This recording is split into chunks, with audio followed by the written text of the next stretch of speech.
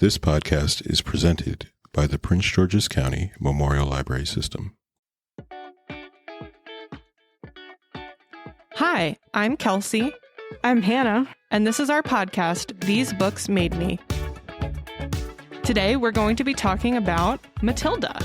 Friendly warning as always, this podcast contains spoilers. If you don't yet know how the parrot got in the chimney, continue at your own risk. We have a special guest this week. Hi, my name's Sarah Garifo. I'm a librarian at the Spaldings branch, and I'm a proud haver of a Matilda tattoo. We are so excited to have Sarah with us today. All right, so we're going to get it started by talking about what did this book mean to you? Was this everyone's first time reading? And if not, how did the reread compare to your memories of reading it when you were younger? So this was definitely, I would say, one of my favorite books as a kid, one that I wore out, along with a couple other Roald Dahl books. I wore out The Witches, I wore out James and the Giant Peach. But Matilda, and I think a lot of other bibliophiles and librarians, book lovers, really connected to Matilda, especially those early chapters where we see her as a young girl, learning to read, loving to read, going to the library, reading every single book she can get her hands on. So yeah, one that I read a lot as a kid and probably hadn't read in 20 years before I picked it up recently to kind of reread. And it's interesting to see it through adult eyes. I had a very similar experience with Matilda and Roald Dahl books growing up. I don't have a Matilda tattoo, but I definitely loved it. It was one of my favorite books from Roald Dahl, and I read like everything he ever wrote. I think I was probably more obsessed with The Witches than Matilda, but I really loved everything that he did. I mean, I was, like you said, I think we were all kind of struck by like the portrayal of this young girl completely enchanted by reading and kind of the comical, over-the-top, whimsical macabreness of the book. I was surprised rereading this because I had the sense that the book, it had been probably 20 years since I read it too. I thought that the book was much longer as a kid. Like I was reading it, I'm like, oh, like I didn't feel like that it was anything lacking in the story, but it felt a lot more compressed than how it felt when I read it as a kid. It felt much longer. It felt much longer narrative to get through when I first read it. So I was surprised by how quickly it went this time. Yeah, I agree with you. I adored Matilda as a kid. I have my copy of the book here with me today. It has no cover and the spine is crumbling off. So I did read it a lot, but I actually think I watched the movie even more than I read the book because I would make my parents take me to the library every week and check out the VHS, and then I'd go back and return it and then check it back out again as soon as they reshelved it. So I was really obsessed with Matilda. I think I just really resonated with her as a kid who just loved to read so much. Seeing someone just love learning and love reading and have that be cool and be like a power really spoke to me in rereading. And I didn't rewatch the movie, but I did kind of watch some key scenes. I feel like I have an unpopular opinion that the movie might be better than the book. And I am shocking myself by saying that because I've never said that before. But I agree with you, Hannah. I think I thought the book was a lot longer than it was. And I mean, my copy of the book's kind of thick, but the words are just really big, I think. And there's a lot of pictures. So I think the movie has a little bit more to it. Like there's a little bit more going on. But yeah, either way, I love both. And I'm really excited to talk about them today. So I have to confess, I have not seen the movie, which clearly I need to remedy. So I'm excited to do that after this. Oh, yeah. If you're saying that it's maybe better than the book, that makes me want to watch it even more. I think it might be. Yeah, I think as far as book to movie adaptations go, this one is almost perfect in that I didn't feel like there was anything missing when I watched it. And as Kelsey and I were talking about, it's a verbatim adaptation in a lot of places, down to the name of the hair tonic that her mom uses. It's all very exact. Mm-hmm. And so sometimes that's really delightful to see when you get to watch a movie and see it exactly as you pictured it in your head. And of course, Danny DeVito and Rhea Perlman are perfect for her parents. Absolutely. All right. Well, Sarah, do you want to take us into a little plot summary of the book? I can do that. So Matilda Wormwood is an extraordinary young girl, but her parents are, to use their own words, a couple of twits. Her father is the very stereotype of a smarmy used car salesman, and her mother spends her days playing bingo and touching up her roots. The Wormwoods are far too self-absorbed to realize just how brilliant their daughter is. By age 3, Matilda has taught herself to read, and by age 4, she's ready to devour every book available to her, which isn't much, at least in the Wormwood house. That is, until Matilda starts walking herself to the public library. With the help of Mrs. Phelps, the librarian, Matilda quickly works her way through most of the British canon, all before the age of 6. Oh, and she just so happens to be a genius at arithmetic, too. Frustrated by her parents' general horribleness, Matilda finds small ways to enact her revenge at home, but it's still not a place for a child to grow up. Unfortunately, she soon discovers that school is even worse. The headmistress, Miss Trunchbull, is a beastly woman who despises children, delights in inventing cruel and unusual punishments, and regularly locks them up in a torture device of her own design. Thankfully, Matilda has the most glorious, angelic classroom teacher in Miss Honey, who is every bit as sweet as her name implies. The love between Matilda and Miss Honey eventually changes the course of both their lives, especially because it gives Matilda the power, the magical power, to emerge victorious from her ultimate boss battle against the Trunchbull.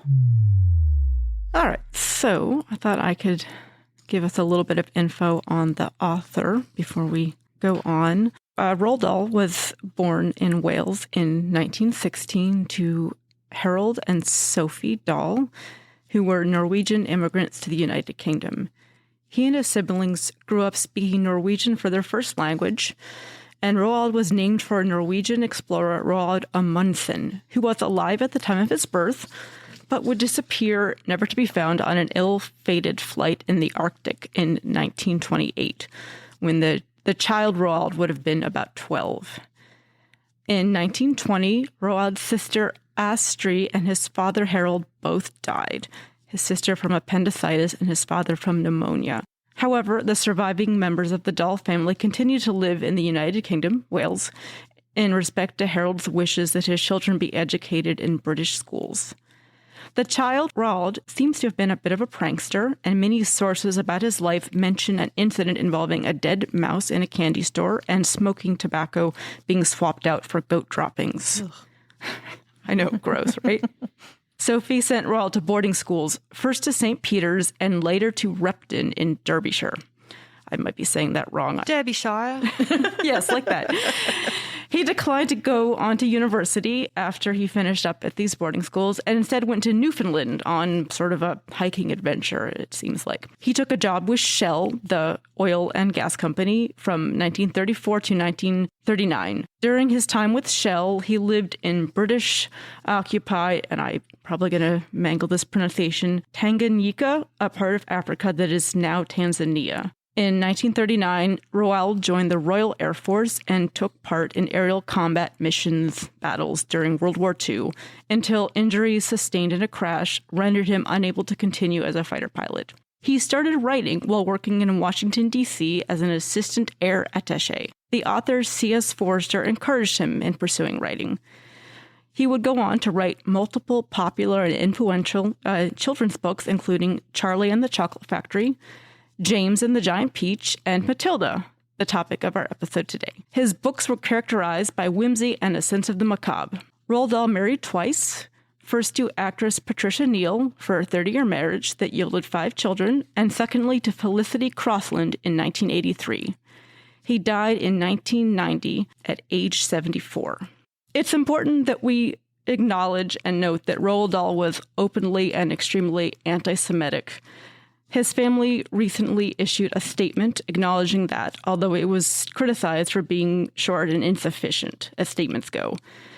In addition, his famous book, Charlie and the Chocolate Factory, infamously contains the Oompa Loompas, which have rightfully been criticized as portrayals that are racist towards people of African descent.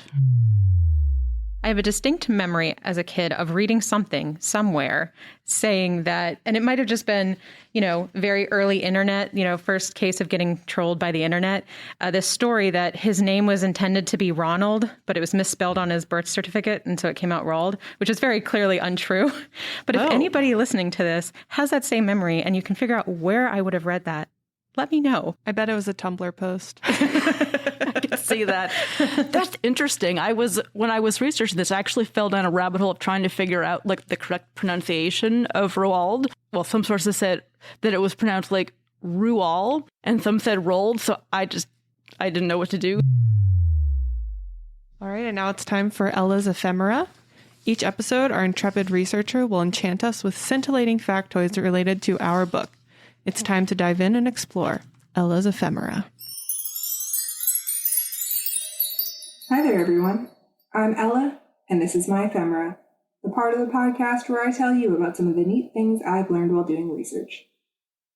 Did you like when adults asked you what you wanted to be when you grew up?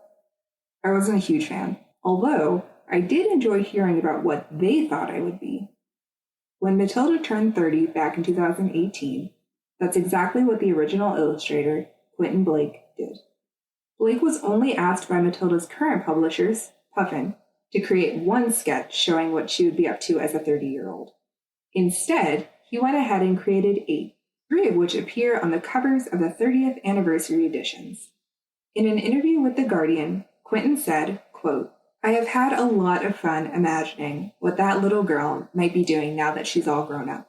Since, as a small child, Matilda was gifted in several different ways, it wasn't very difficult." Longtime fans probably won't be surprised to hear that things like Poet Laureate, World Traveler, and the Chief Librarian of the British Library were on the list of things that Blake imagined Matilda growing up and being. But what about the Women's World All-In Wrestling Champion? Or the Director of International Astrophysics Institution? Personally, I'm a big fan of the Wrestling Champion.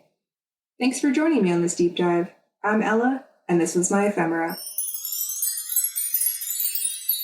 Okay, so we're going to get into our discussion of Matilda. How did it hold up?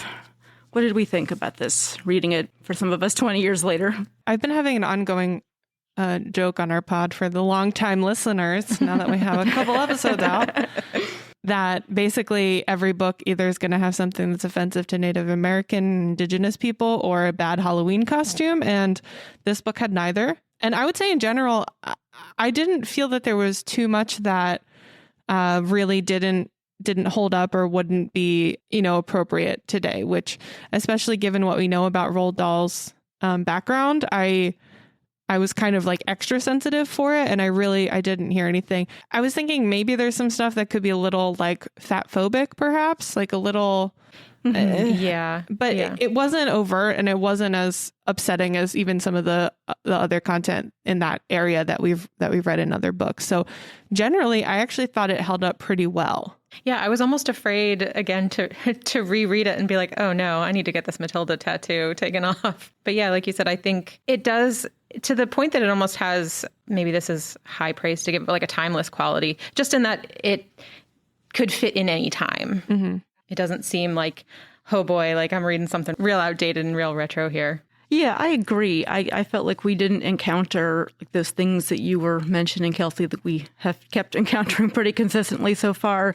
Maybe it's because it's from the eyes of, a 5-year-old child, and it's very much focused on school and reading, and the story is itself not too long. The only thing that kind of pinged a little for me was some of the gender portrayals. Like we get, Miss Honey is, she's obviously a beloved character, and I very much like her in text, as does Matilda, our heroine. But she's kind of like this archetypal, fragile version of femininity, which, we could interrogate a little. And you could contrast her with Miss Trunchbull, who is, portrayed as kind of the opposite and, very negatively. Like her strength is like sort of part of her grotesque villainy. That's really the only thing that kind of came to my mind. Other than that, I think it holds up pretty well. I think it's interesting that you pointed out Miss Honey's kind of fragility, because you do see that in both the book and the movie, that Matilda is ultimately the heroine. Like she saves the whole day. She saves everybody, including, grown-up Miss Honey. She gets her all her money back. She gets her house back, and this is a 6-year-old girl. So poor Miss Honey does come across a little damsel in distress-y, although it's an interesting kind of turn on that trope to have a little girl be the one to save the damsel in distress. I feel like this gets into like where the movie is a little better too, because in the movie, Miss Honey's a little more in on it with her. Like they break into the Trunchbull's house together, and Miss Honey helps her, like it has some tricks up her sleeve to get them out. Just as much as Matilda does. And there's at the end when she kind of like scares Miss Trunchbull, like Miss Honey's kind of like sneakily giving her signals of like, ooh, spin the globe. To, that's right. She so did. They're like in on it together in a way that they're not in the books. Yeah. But I think in general, I never really thought about that, Hannah, about like the kind of different representations of women, because you have the Trunchbull and it's like, yes, butch is evil, like that's the coding, right? Like delicate femininity is good, butch is evil. But if you're too shallow, like Matilda's mom, that's also bad. So you have to be like beautiful and delicate and feminine without acknowledging that you're beautiful and delicate and feminine, or veering too far into like not caring about your appearance. There's kind of a narrow window of like what a good woman, quote unquote, looks like. That's very true. We see that Miss Trunchbull and Matilda's mother have both strayed from that very narrow window of what they're allowed to be and be coded as good. Yeah. Yeah, because he shines a light on it. That line that Rhea Perlman delivers perfectly, and I don't know if I can do a good impression, but honey, you chose books, I chose looks. Yeah. That was pretty good. Oh, thank you. Like, it's so very obviously satire that I think even as a kid, I probably still picked up on the message of that satire of like it was so very obviously funny, especially because she's not, Mrs. Wormwood is not meant to be a super beautiful woman. We think generally it has held up the fact that the author is so clearly like not a good person. Mm-hmm. Like, how do we deal with Matilda, and how do we and this is kind of a deep question to jump into from the top, but I mean, I feel like it kind of pervades our whole conversation, is like knowing that he was so openly anti-Semitic and so openly like disdainful. How do we think about that, and how much does that affect the way that we view Matilda now? Right. That gets into the issue of the next point, which is like you were saying, how do we separate the art from the artist? Like, or do we? Yeah. Can we even? I mean, I know on a personal note, it's distressing to go back as an adult and be like, oh, wow, this author that wrote this books that meant so much to me and still do, these are views that he held, and, whether or not he was open about them or covert about them, they were there. Like we can't ignore them. We have to reckon with them in some way. Mm-hmm. Because there's definitely two ways that I struggle to reconcile that. One is just the financial aspect of buying books and supporting an artist or an artist's estate, where our money talks, and how much does it matter if I spend, $10 to buy, this paperback copy? Like, how much does that suggest my support, right, of the author? So there's that. And then there's also this idea that when you read a work, it's a very collaborative effort between reader and author. The author puts forth the text, the reader brings forth their own interpretation, their own background, their own just visualization. And so in a way, I think some people might argue that I literally can't read a book and separate the author from it. Mm-hmm. And I mean, people might make the same argument about movies and certain movie directors and movie producers as well. But I think particularly that can be a really intimate relationship that you have in that very weird way with reader and author. And it's like, oh, how close do I want to get to that mindset? Mm-hmm. Yeah. Well, I mean, it's so true. Like I've been thinking about this a lot with another certain author who writes about a magical child. Oh, yes. Who I won't refer to specifically because I don't want to give them any more money. But that's what I think about too, is like, there is that question of like, how am I directly or indirectly sustaining and supporting their beliefs that I don't agree with by buying their books, by going to their very successful theme park or whatever it is, But then at the same time, like, regardless of what the author was thinking when they wrote it, like, we've taken some really powerful messages. And I've heard from this magical community. Okay, it's Harry Potter. Okay, so like a lot of Harry Potter fans have been saying, like, JK, the book is not yours anymore. Like we're claiming this because we don't agree with what you've said, and in fact, we don't think that what you're saying aligns with what you wrote. So we're choosing to interpret it differently. Yeah. But even if you're doing that, you have to know that you're interpreting it differently from the author. So I don't think you can ignore what she said or what Roald Dahl has said. And I think you have to be aware of it going in because it comes up in some books, perhaps more than others. Like in Charlie and the Chocolate Factory, there is this inherent biases that whether he recognized or not, he was putting on that page, he did. So we have to know about it. Yeah, especially when the Oompa Loompas are also in the cultural, so very visually, like we can all picture an Oompa Loompa. And so it persists, the image persists. Now, here's kind of a dark take on the question, perhaps. Does it matter if the author's still alive or not? When it comes to author of Harry Potter, I could very well be putting money directly into that author's pocket if I were to buy new copies of Harry Potter or participate in Harry Potter world in any way. That's not going to happen with Roald Dahl's books. Do you think it matters? I think that's a really insightful question. I think it does matter. In Roald Dahl's specific case, like there's an estate, and I don't know exactly. I think it matters that money purchasing his books is not going into his pocket anymore because he's deceased. But, I wish his family could own a little bit more his shortcomings. Like, it must be hard to acknowledge that this, beloved member of your family who created this cultural legacy, he was a crappy person in a lot of ways. But I do think that they're not grappling with it enough. I do think it matters. I don't know how it matters here specifically. I think it's, topic for future discussion, but I think it does make a difference. It absolutely matters to me. It's a big part of my calculation of how I endorse or recommend or purchase or whatever I do to support. There was a band that was my favorite band. I have a tattoo of them, and they were part of the Me Too movement. And I've completely divested from, I don't purchase any of their music. They don't tour anymore because of what happened. But when I say part of the Me Too movement, they got Me Too'd. They were canceled. I like that use of Me Too as a verb. Yeah, they were shorthand. They were Me Too'd. And the accusations were credible and they were terrible. And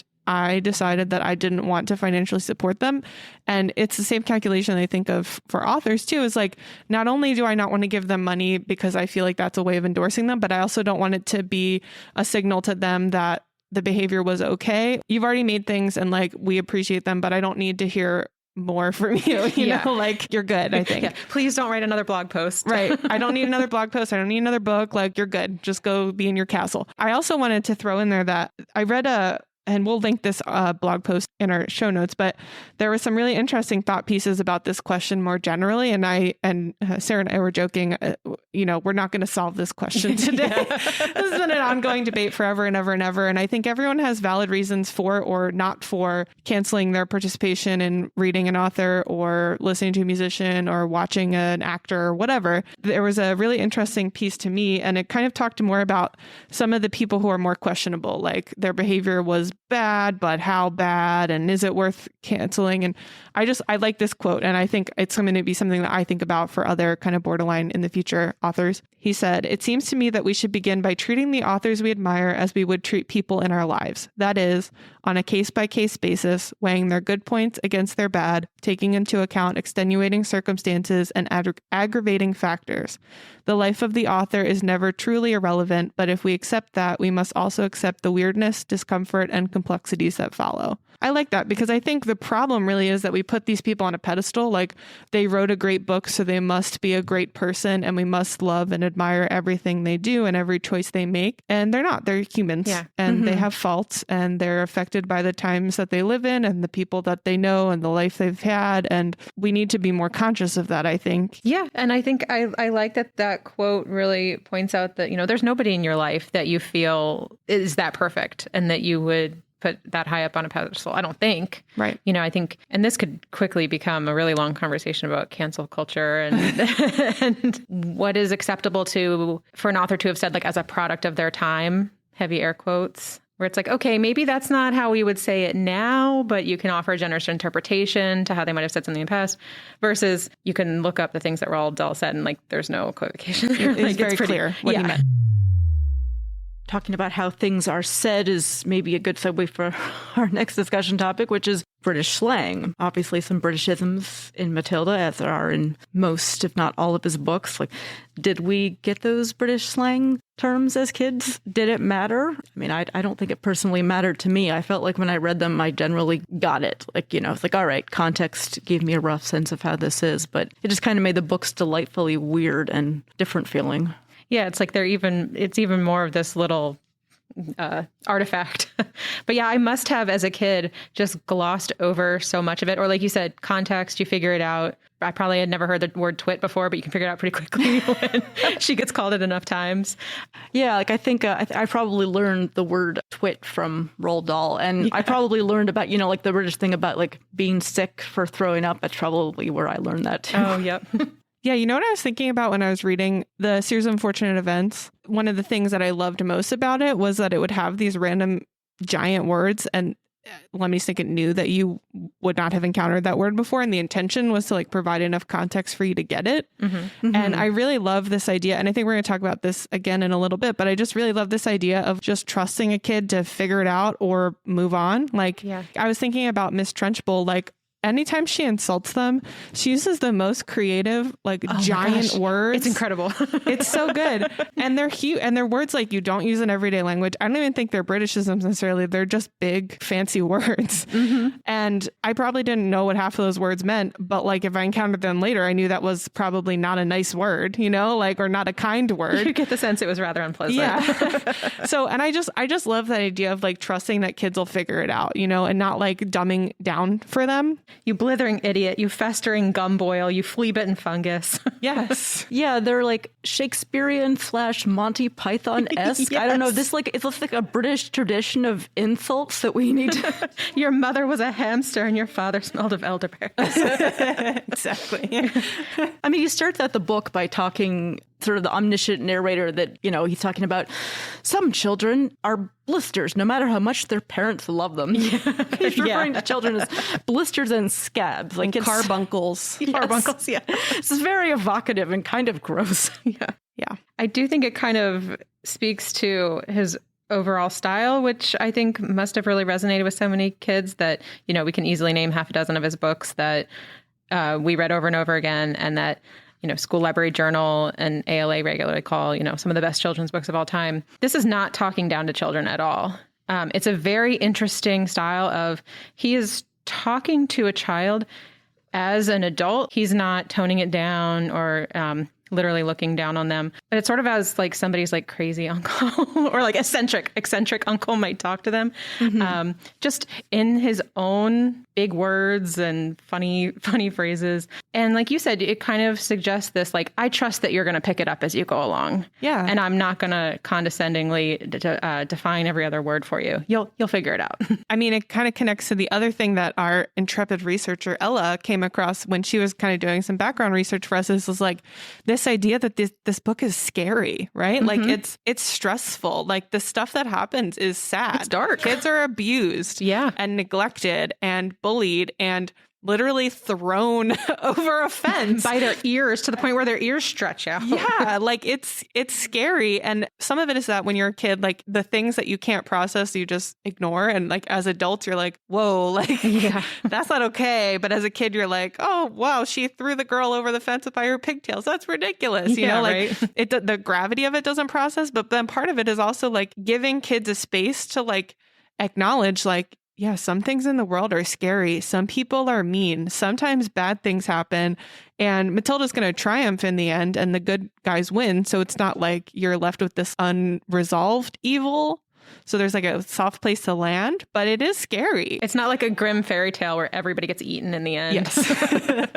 Is it Neil Gaiman who said that famous quote about you have to give children books with monsters in them so they can learn that you can defeat the monsters? Yep. I might, is that him? Okay. Which I think that applies here. Like, I mean, we could go on a long discussion about like dark, sad topics in children's literature, but I do think that, you know, children are often able to handle those topics if they're presented in the right way, especially like in this one where, you know, there's kind of a happy ending and, you know, Matilda defeats the monstrous Miss Trunchbull with cunning and intelligence. I mean, I also wonder if the fact that the whole book feels a little bit cartoony, like, you know, it's kind of ridiculous. It's like a little campy is what I was thinking. Yeah. I guess it's theoretically possible to swing someone around by their pigtails, but it's kind of a comical, cartoony image. It doesn't really seem like it would happen. Us as adults, we look at this book and we're like, oh my God, horrific child abuse. I was much more horrified by the things that the adults were doing or not doing as an adult than reading this as a kid. I was like, oh, okay, well, it's a lot more upsetting to read these portrayals of child abuse than it was when we first read it as kids. As a kid, I took what I needed from it and left the rest. And so I kind of took it as like an allegory. I wouldn't have said it at the time. It's not that obnoxious as an 8-year-old. I take this as an allegory for... but the sense of like powerlessness you can have as a kid sometimes, and sometimes you can feel very powerless about the smallest things, you know, just not having control over like your movement or what you do that day or what you eat because it's all kind of decided for you. The big one I think that almost every kid can relate to is like you get in trouble for something in school that you didn't do. And it's so frustrating. So, you know, there's that little bit of almost like wish fulfillment of like, what if I had some of those magical powers that I could fight back a little bit? I thought that the magic was a lot more in the book than it actually was. Yeah.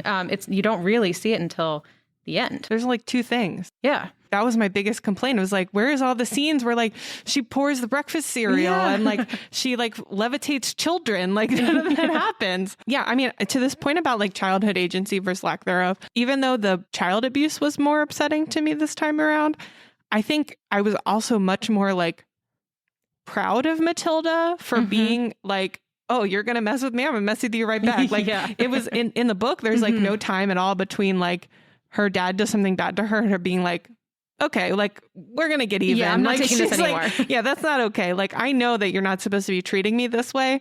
And I also know that I'm smarter than you and I can figure out a way to like get my own revenge. And even though I still don't have control over my life enough to like, you know, have a new situation, I can at least do what I can to like get some power back from you and embarrass you or like just have some like private thing that I have going on to make you look bad so that I get some power back. Yeah, because she was clever enough to hit him where it hurts. She went right for his vanity with the blonde hair and the, you know, looking ridiculous with a hat glued to his head. Like that I think even more now, like I appreciate more reading as an adult. It's like, man, she narrowed in, like kids can pick out your insecurities and like really use them against you. And she did that. She's very cool and, you know, rational and calculating about it. She's like, all right, well, they'll behave slightly better for a couple weeks if I do this. So I have to like knock them down a peg. Like she's incredibly analytical and chill about it. Like, I mean, it's almost a little bit at odds with her, like sort of kind, you know, modest, different from the Matilda that like Miss Honey is like admiring. She's like, oh, this child is so smart, but not stuck up at all. I don't think she's kind though. I think, well, I mean, it's not that she's not kind, but I don't think kind is how I would describe her. I would describe her as like moral, which like to me, there's a difference. Like kind is like, I'm just going to be nice to everyone no matter what they do. For Matilda, it's like a very clear sense of like what's fair and unfair and what's right and what's wrong. And like if she senses an imbalance in the world, like she's going to do what she can to correct it and like support the underdog in the situation. Does that make her like lawful neutral? I'm like trying to think of where we would put her She's alignment. Like chaotic good. Yes. With like a little sprinkle of justice. Yes. Yeah. So it's like it's like I will do whatever. That's true. I think chaotic good might be a good way of looking at it. It's like I'm going to do whatever it takes to write this, you know, and make it be good. Yeah. Including super gluing my dad's hat to his head. I mean, and then going back a little bit to the idea of childhood agency. I mean, you see her, I think you were saying to her, it's like a bit of wish fulfillment, which is probably related to the fact that, you know, this book gives us this sense of Matilda and all the children being very small, like her and her friend Lavender, like even the older kids tower over them, you know, Miss Trunchbull towers over everyone. And there's this sense of just extreme like physical powerlessness. So, you know, the carving out of that childhood agency, like, I mean, even Lavender gets that whole, like, she's like, well, I'm going to get this newt and I'm going to put it in the, in the water pitcher. But I think Lavender kind of stinks in the book. In the movie, I feel like Lavender is like such a good friend and she's like kind of down and she has more screen time to like be a developed person. And in the book, she's just like kind of casually mentioned. And then she does the newt thing and it doesn't really do anything except get Matilda in trouble. And Lavender says that thing where she's like, well, she felt really bad about it, but she wasn't going to admit that she did it. Like she doesn't like defend her friend and like get her just desserts for like getting caught. So she like pulled a prank, got it blamed on her friend. And then that's kind of the last we hear of her. Whereas in the movie, I feel like you get at least more time with Lavender to like be her own person and be there for Matilda, even though everyone maybe thinks she's a little weird or like, you know, like they're underdogs together. I do think that the movie gave us a lot of iconic characters and depictions and a lot of iconic scenes. We can talk about that. But yeah, there's something about Lavender that I think in the movie sticks it with people. You know, she's got that her little so like cute. froggy voice and she's like, wow. And the newt thing I feel like is more like built out too, because she finds the newt earlier and like you get to see the whole scene with her like just like loving the newt. I don't know. Yeah. The other thing though is that like they're a lot younger than I remembered. Like Matilda is barely she's 5.5 when she finally goes to school. Yeah, it was either like 5.5 or even 6.5. Somewhere in there I was like, yo, mom, I should be in school by now. That's young. Like that's really young. They're babies. Not only for like what she is capable of doing, which like I know that's kind of the point, but also like it's just really young for a chapter book. Usually when you read a kid's book, they're the age roughly that the kid is reading it. I was feeling kind of surprised about the fact that like so many kids would be into a book about a kid that's so much younger than them. But I think it's because she doesn't really read as a 5-year-old. Yeah. But then it's weird that she is 5. Like, I don't know. It's just like kind of strange. And then in the movie, she doesn't really look 5. She looks like 7 or 8 maybe, which I feel like is a more appropriate age. Yeah, I do feel like it sort of goes against that basic knowledge that we try to use when we recommend books to kids, is we're looking for protagonists that are about the same age as the reader. But like you said, because she's so precocious, maybe it's like, it's not like, oh, I'm reading a book about a baby. Yeah, the way in which, you know, she speaks. I mean, we get the introduction with her incredibly advanced reading list that the local librarian is like, well, I guess you have to read Great Expectations now.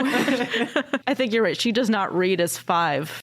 I do want to say, I love the librarian. I don't know why I had a memory of the librarian like shushing her and telling her not to be there. I must be confusing it with another book. With many other librarian depictions. Well, yeah, and that's one of my biggest pet peeves as a librarian. I'm like, that librarian sucks. Like, Madam Pince in Harry Potter sucks. Like, that is not how a good librarian works. A good librarian would be like, oh my God, this kid loves to read. Yeah. But she's 4.5 and at the library by herself. I might call Child Protective Services, but I'm also going to get her the books that she wants. And I feel like at least that's what the librarian did, is she didn't ever talk down to Matilda and say like, are you sure that you're ready to read this? She listened and heard what Matilda was saying and what she was interested in, and then reacted accordingly and let Matilda decide if the book was right for her or not. Yeah, she's a good librarian. And in the movie, she's played by Ron and Clint Howard's mom, who also shows up in a couple other movies. Because I was like, I recognize her from somewhere. She's in Apollo 13. She just is perfect for the little old lady librarian type. Yeah, it was kind of nice to see that, you know, the librarian didn't suck in this. I think the last librarian I read about in a book was when we reread A Tree Grows in Brooklyn, and I was like, oh no, that librarian is terrible. So she was like the anti, whatever the name of the librarian in A Tree Grows in Brooklyn was. There was a part of me that was, like you said, Kelsey, I was like, why is she not trying to find the parents that this not quite a 5-year-old is wandering around by herself? I like how even he throws in a line there about how like she just learned to mind her own business and not care what anybody else was doing. But it was nice to see like someone being kind to Matilda and someone like encouraging her interests and giving her books. And for, you know, anybody who would have loved this book as a kid, who would have been probably a book lover and a book reader, the scene of her dad ripping the pages out of the book is so like peak villain. Even now, it's like, so evil. Yeah. And even I felt like her. I was like, but it's a library book. Yeah, I was thinking, is there going to be a scene? Because I didn't remember from my first read where she goes back to the library and is like, I'm so sorry. My parents destroyed this book, and the librarian was going to either like make her pay for it or say, don't worry about it. But she never went back to the library. So I feel like I would have liked to have closure on that. But, you know, we didn't get it. We'll have to write our spec fic about exactly afterwards. Did they keep that scene in the book? I'm sorry, in the movie, since I'm the only one who didn't see the movie. Where he rips up the book? Yep. Okay. Yep. That's good. Anything else that stands out as to what was different in the movie? Oh, I have a list. Go for it. I wrote a list. Okay. Here are the things I think that are better in the movie than the book. At the end, when Miss Trunchbull leaves, it's not because she saw the message on the board and was scared, but because after the message was on the board, when she got back up, Matilda starts a food fight and the whole school like throws food at her. It's like a collective action. Bruce Bogtarter even gets to like smear some chocolate cake in her face, which I don't know where he got the chocolate cake from, and had it ready to go. But that seems fair. He should get to do that. He got his revenge. Matilda powers are, you get to see more of them, which I already mentioned. Like she has like whole scenes that are fun. Like the itty bitty pretty one scene is just so good. Danny DeVito and Rhea Perlman are just amazing, and they make everything better. Yep. The I'm big, you're little scene, which is like, I feel like the most iconic scene in the whole movie, is not anywhere in the books. Where he says, I'm big, you're little, I'm smart, you're dumb, I'm right, you're wrong. Oh, it's not. No. And that's like the most iconic scene. And then Trunchbull brings it back later. So it like really reinforces this idea of like kids agency. Not in the books anywhere. Because that line is so literally like the theme of the book in so many ways. Oh my God. Yeah. They actually sign legal paperwork to get Matilda adopted by Miss Honey. And they don't just say like, bye, we're going to Spain. Have fun with this adult. Oh, good. Because that whole like scene in the book, I'm like, wait, they're going to come back and get custody later. Yeah. This is not good. Not good. that song that's like on the way, on the way. That's in that movie. Yep. I mean, Also perfect. yeah, people always say they associate it with Ice Age, but like I intrinsically associate it with Matilda. And then Miss Honey is made principal at the end of the movie. I don't think she's made principal at the end of the book. Yeah, there was a whole thing about some man teacher becomes principal, and I was like, boo. Oh, yeah, Mr. Trevose or something. I was like, we don't even know who you are. You don't get to be principal. Stupid. Yeah. And then the last thing, and I was thinking about this earlier too. In the movie, her powers come from her being really angry at her parents. And like the inspiration is like she's angry. And then when she moves in with Honey, that's when she loses them. I don't know if they actually show her losing them, but like she doesn't need them anymore because she's not angry. Yeah. In the book, Miss Honey says that her power comes from having an unchallenged mind. And she's like, basically, because you're like a really smart kid put in a kindergarten class where you know what's going on, you're not being like pushed and no one's really acknowledging how smart you are. Like your brain is like just sending like electrical signals out of your body and like has nowhere for it to go. And so it gets channeled into this power. And I like that better. This is the one thing in the book that I like better than the movie. I think it's a more powerful message of like it's good to challenge yourself. And like, I really liked that. I thought that was much more creative than like, you're like the Hulk. And anger fuels you. I just think that's so interesting. It's like, you're smart and you like want to be challenged and you want to learn, and your curiosity and your just inherent willingness to like learn and grow is what's giving you power to like have agency over your situation, not like you being furious at your parents. Yeah, I do like that. And I feel like I would be willing to give that also like a very modern reading as an adult and as a parent of a child with ADHD.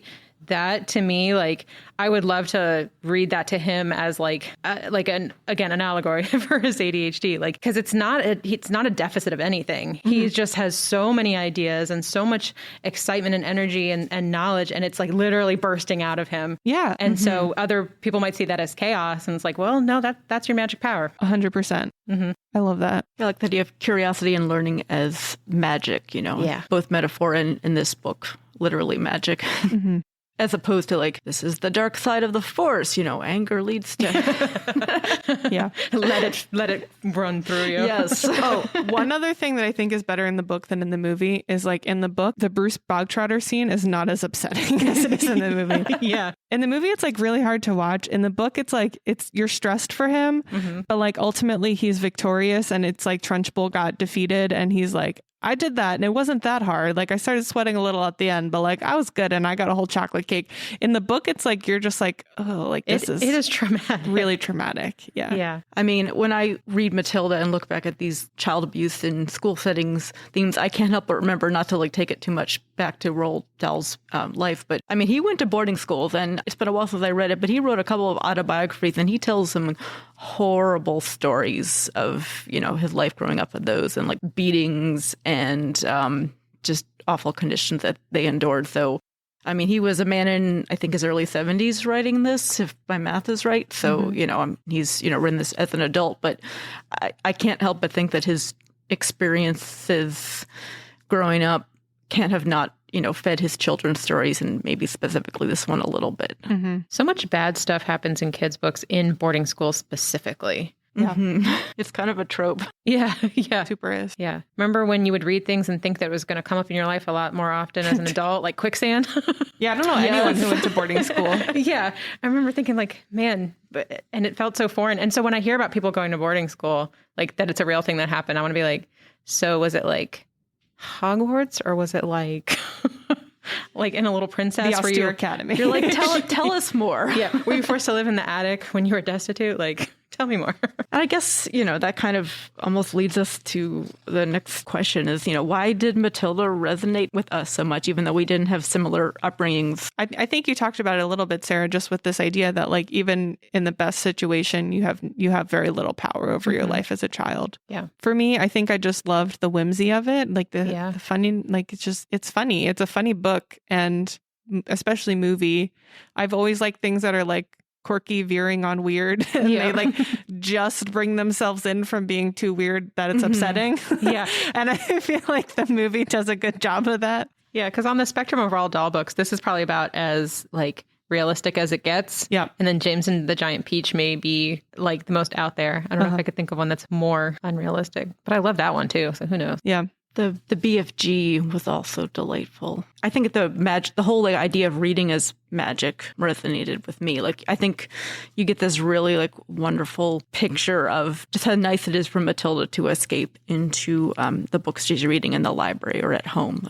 I think for bookish kids, I think that probably resonated with most of us. I also really enjoyed the magic aspects of it. I've kind of been a sucker for fantastical elements in my stories from the time that I started reading. So, it was pretty cool that she could lift things with her mind. I was into that. It's kind of sad she lost it at the end. I'm pretty sure I remember bugging my eyes out and just staring at things, seeing if I could make a move with my eyes. Right? Just imagine the little...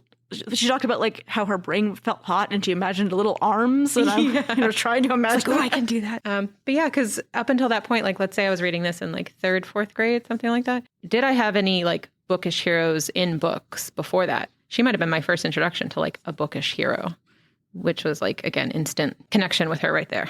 Yeah. You know what I was thinking about while I was reading this? So we've read this. We've read also Tree Grows in Brooklyn, which I think is also a book about books, right? And a book about loving reading. Mm-hmm. And I think there's a lot of those out there. Many, many kids' books that we read feature a main character who loves to read. And that's not really true of movies. You don't have a lot of movies about a guy who loves movies. It's a very specifically book phenomenon. Mm-hmm. And I can't quite place why that is, why it's such a thing to be a book character who loves books. Yeah, that's so interesting. I hadn't put my finger on that before, but I agree. I don't know. Maybe books just inspire so much. It's just a very specific kind of person. Yeah. I'm definitely someone who's what are my hobbies? Reading. That's not a hobby. It's totally a hobby though. It's not a hobby. So maybe book lovers are just a little obnoxious, and so we need that in our books as well. That could be the case. We just want to remind each other and ourselves just how much we love reading so darn much.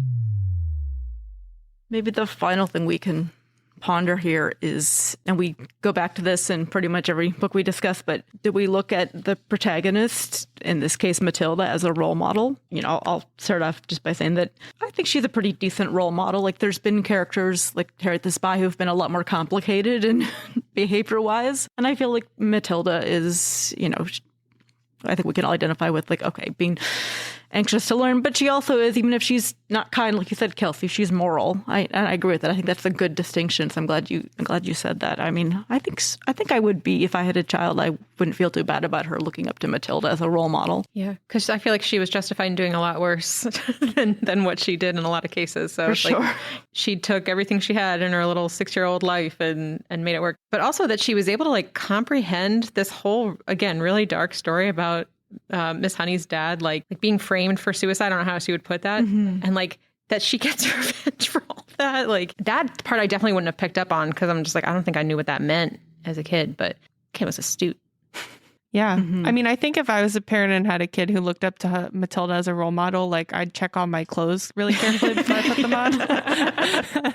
And I'd be worried if I had to ground them for misbehaving or something, because I'd be waiting for my just desserts. In general, I agree. I think the fact that she is really guided by a very clear sense of right and wrong, the fact that she loves learning, that's something that I would hope my child would aspire to as well, because that's something that I value. And she is a good friend. She does care about the people that she kind of I was talking about when we were talking about how to assess authors.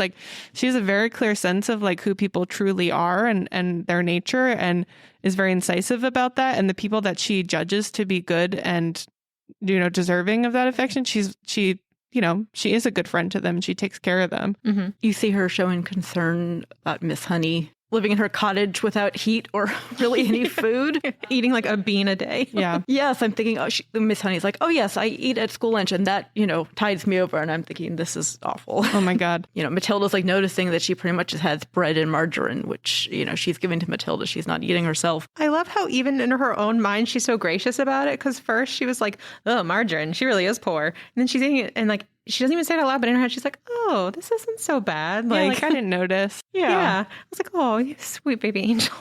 Maybe one final thing I just thought of is Matilda has a really good sense of her own self-worth, which, I think you'd like to see, a child grow up having a sense of that for themselves too. Yeah.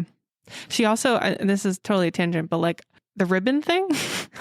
Is the ribbon thing in the book or is it just in the movie where she always has a ribbon in her hair? It must just be in the movie. Oh, that's right. Because it's a whole thing in the movie because like Trunchbull can like smell her and she like smells the ribbon. Yeah. Yeah. I don't know why the ribbon thing was such a thing where like girls always wore ribbons in their hair in books, but like maybe it's just that and a series of unfortunate events. But like many of the female role models I looked up to wore ribbons. And so thinking of myself as a child, looking at her as a role model, I got really into ribbons. Was that around the time you read the Samantha books too? Samantha has a ribbon also. It's like a whole taffeta bow. Yeah. She does. She's got a really beautiful bow. Yeah, ribbons were a thing, I guess. That was a great discussion. And coming up, we'll get an expert's take on an important aspect of this novel that is not often discussed. But first, let's pay some bills. Get help with free online tutoring from BrainFuse Help Now.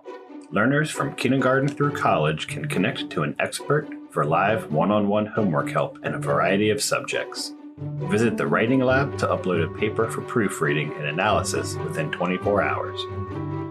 BrainFuse Help Now also offers citizenship coaching and career resources for adults. Visit PGCMLS.info and click on the online library to access our online resources for BrainFuse Help Now today. All right, now let's talk to someone who actually knows something about one of the main topics covered in this book. Hi, my name is Maggie Peterson. I'm assistant clinical professor in the College of Education at the University of Maryland. Primarily, I work with pre-service teachers in everything related to literacy, including children's lit, adolescent lit, and teaching writing across the curriculum. Okay, so Maggie, we are talking about the book Matilda today. Mm-hmm. And I know you have some background with this book personally, so I thought we'd start there if you could tell us a little bit about your history with the book. So Matilda was a book I came to later, actually, in life. And it was because my son loved this book. He probably honestly saw the movie first and then read the book. He was big on doing that. And it was one where it was also a thing where all of a sudden I saw that what I would have called satire and like thinking a problem's being put forth, my son saw as humor, and he would just laugh maniacally while he was reading. He thought that the meanness, I mean, the control, the sort of over the top violence done, especially by Miss Trunchbull, was, funny in a way. It was again, like larger than life. And I think he saw that as being humorous. He loved it. So going back to this idea of it's a very different read for an adult than it is as a child. Can you talk a little bit more about how you think Trunchbull is viewed by a child versus how she's viewed now as an adult? So what I love about Roald Dahl, he, like William Steig, another favorite of mine, does not pander to children. He does not create nice or pretty worlds.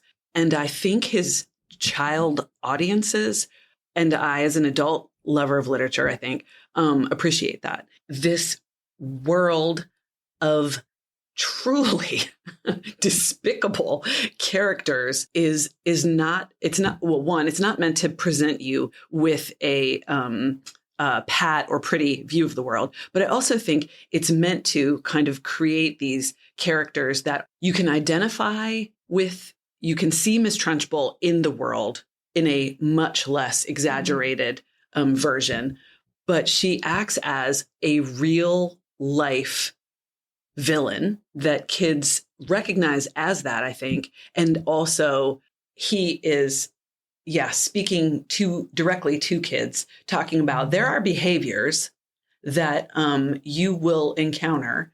And Miss Trunchbull sort of like embodies all of the worst of them.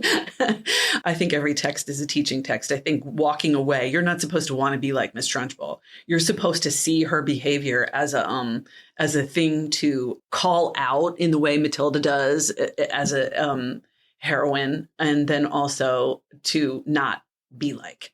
As an educator, how do you feel about books that focus on school experiences or on teachers Do you seek them out? Do you try to avoid them? Are there any pet peeves with that sort of genre of children's lit for you? I try to, as much as possible, make my students who are future teachers really be critical of the way that teachers are portrayed, because they're everywhere. They're everywhere. You know, what's his name? Dan Stein in Ferris Bueller, anyone. There are in media and in books and in all ways, there is this vision, often very, very surface level vision of what teaching is. So I try to, with my students, especially when we come across everything from like, you know, Miss Bindergarten, starting kindergarten, there's a book that teachers were in love with for a long time where it's the teacher's first day of school and she's under the bed and her husband's like trying to talk her into actually going to school. All of these kind of portrayals, whatever they are, I try to teach my students in children's literature and in adolescent literature to approach books specifically as something that's been made. And as something that's been made, we should be questioning who made this and why. What are the portrayals here true to life? Are they complex? Are they adding to our understanding? So I don't really avoid them. I mean, I think there are also hilarious, like, again, Trunchbull, like a great example of sort of, you know, like Gothic examples of teachers. You have it in the Harry Potter series with Snape, and even McGonagall is kind of like an iconic, tough but fair teacher.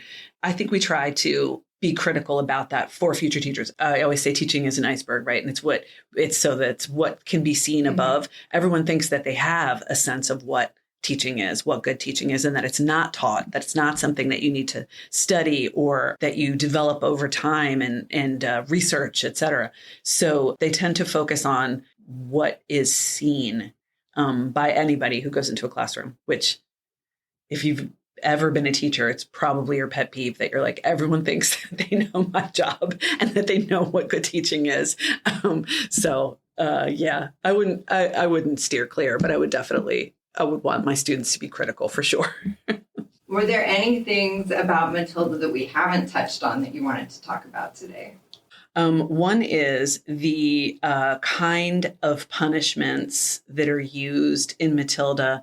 They have this Gothic element to them.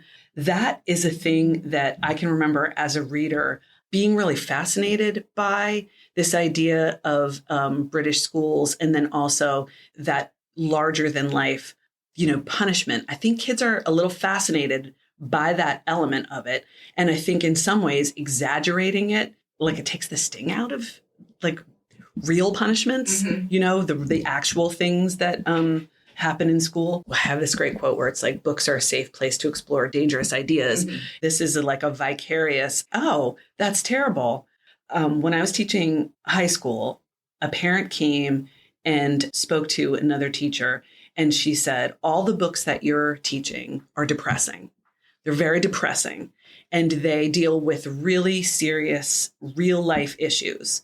And they do, because that one, students are interested in those really serious real life issues of suicide, drug abuse. I mean, at adolescence, coming of age stories, sexuality, all of those elements. So Roald Dahl, to me, why Matilda and Charlie and the Chocolate Factory and James and the Giant Peach are so, I think, still beloved by children, is that he talks about issues that kids are really interested in that parents might not think are the best thing for their kids to read. There's something happening here where the author is speaking directly to these kids and to the things that they care about. And in some ways, I think as parents and even as teachers, maybe we just need to get out of the way. Like we don't need to insert ourselves to be saying, you know, you shouldn't act like Miss Trunchbull, right? You know, there aren't real teachers like that. I think we don't give kids enough credit. We don't give readers enough credit for understanding something else is happening here. Let me see if I can get to the bottom of it. What is Roald Dahl doing? Is this real life? Because it's not. It's not. And it's, I think, a thing that, you know, I've been guilty of as a parent, trying to protect my own kids from. You know what I mean? And I want to get out of the way. I want them to know Miss Trunchbull and Miss Honey, and I want them to question Matilda as a character, and I want them to be interested in the things that happen. I want them to learn about, I don't know, Gothic novels in the process. I was in a classroom once, and a teacher had put out a bunch of National Geographic magazines for the kids to use for a project. And a mother who was in the class, and my daughter was in second grade class, one of the best second grade teachers I've ever seen, flipped through and she found a picture of a child's funeral in Mexico in National Geographic. She was incensed. And I thought, you want your child to think kids don't die? And I often run into that with my teachers too, my future teachers. It's hard to push back on because it's also a very parochial sense of what kind of a world we're giving. And yet they will complain that they're in college and they never learned about, the Indian boarding schools experiment. So they'll say, how come I never knew about that? You didn't know about that because we tried to cleanse what the real world is. Exactly. For kids. But like that being said, I bet that mom that objected to the coffin, I bet she read the Little House books when she was a kid. And so like, a child goes blind from like scarlet fever, I think. Yes. And so like, that's one of the things as we've been doing this, that with each book, we've had a split between those of us who read it as children and those who are seeing it the first time as an adult. Yeah. And it's been very interesting. But like, if you're looking at something as an adult and it's your first encounter with it, you're much more critical of it than you would be if it's something you came to as a child yourself. And like, so true. Lots of the classics, they have really heavy stuff in them. I mean, they have deaths, they have Bridge war. to Terabithia. Oh, yeah. I read in 5th grade and I remember my mom being like, what's wrong? Because I was sobbing. Yeah. But that book was, I loved that book. Yeah. That book was my, Secret Garden. That was a book that just like, I still have feelings about that book, It made me realize kids can die. Kids can suffer. Like, we're giving them the world. We should be at least honest about what that means. The books that people like, again, still, and I have this argument at least once a semester with people, the books that people think are great for kids, not all, but some of my students especially, are things like The Rainbow Fish. These like, let's all share, high quality literature is literature kids love. But also high quality literature is literature in that it's asking more questions than it's answering. It's providing these. There's an interpretation. Yes, available. Exactly. That you have to do some of the thinking and some of the work. You have to make a choice. Yeah. And that the author in some ways trusts that you're going to do that. And now it's time for everyone's favorite game segment. We have a really fun game today. I'm a little nervous, honestly. Our game today is going to be describe a book badly. Yes. So I went through the book. I picked out 3 books that Matilda either has in her little list that she does of all the books that the librarian gives her, or otherwise mentions throughout the book as something that she read and liked or disliked. And so I have briefly described the book poorly. And you guys are going to try to guess which book I'm describing. All right. I'm excited. Are you ready to play? I got my buzzer. Okay. Yes. Buzz in. Wait, we need buzzing noises. Yes. Sarah, what's your buzz? Ding, ding, ding. Okay. Hannah? I'm going to knock on the table. How about that? Okay. All right. Are we ready? Yes. Okay. Here's the first badly described book. A wealthy man attempts bigamy with an abused orphan, but he is followed by a poltergeist who is revealed to be his quote unquote mad wife, who he holds hostage. Oh, ding, ding. Oh, she beat me. Hannah. Do I have to answer it in the form of a question? No. Is it Jane Eyre? It is indeed Jane Eyre. Okay.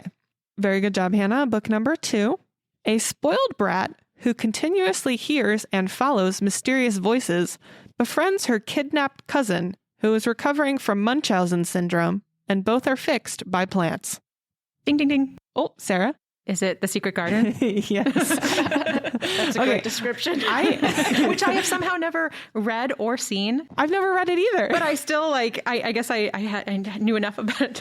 I've never read it either. And I was reading the description on Wikipedia so I could write this summary. And I was like, what is going on in this book? It's bananas, plot-wise. Bananas. This is just the Wikipedia entry right here. Yeah. I tried to read it a couple times as a kid and I could never get into it. Probably this is why. All right. Last one. So it's a tie. We have 1-1. We'll see who wins. 4 refugee children visit and are ultimately put in charge of a magical world of which they are not residents or citizens because #imperialism, also the Bible. Hannah. Is it the Chronicles of Narnia? It is indeed. Oh, the Chronicles of Narnia. The Bible, that one really gave it away. Because at first I'm like, Swiss Family Robinson? But no, the Bible. I was like, is it the Lev Grossman Magician series? I was like, oh no. The Bible. Yes. C.S. Lewis. All right. Well, excellent job. We'll send that one to Hannah. If you'd like to read the other 20 books that Matilda mentions, there's a detailed list in the book, and maybe we can link to a blog post that gives you them all in case you want to do the Matilda Wormwood reading challenge. Lots of good titles we could put on there. We'll have to add that. All right. So each episode, we ask whether our book passes the Bechdel test. The Bechdel test asks whether a work features 2 female characters who talk to each other about something that doesn't involve men or boys. So does it pass? Yes. Yes, resoundingly. Yeah, for sure. There's like no men or boys except for her bad dad. Yep. And even her brother's kind of a dud, but yeah, it's like all women. This one passes it extremely well. I feel like, have we had one that hasn't passed yet? In our rereads, I don't think so. You know, I don't think so. We've had some that squeaked by, but so far so good. I'm relieved. Well, that's it for this episode of These Books Made Me. Join us next time when we'll discuss a book in which a horse girl turns her teacup. If you think you know which book we're tackling next, drop us a tweet. We're at PGCMLS on Twitter and #TheseBooksMadeMe. You can also send us an email to thesebooksmademe@pgcmls.info. Special thanks to our intrepid researcher, Ella.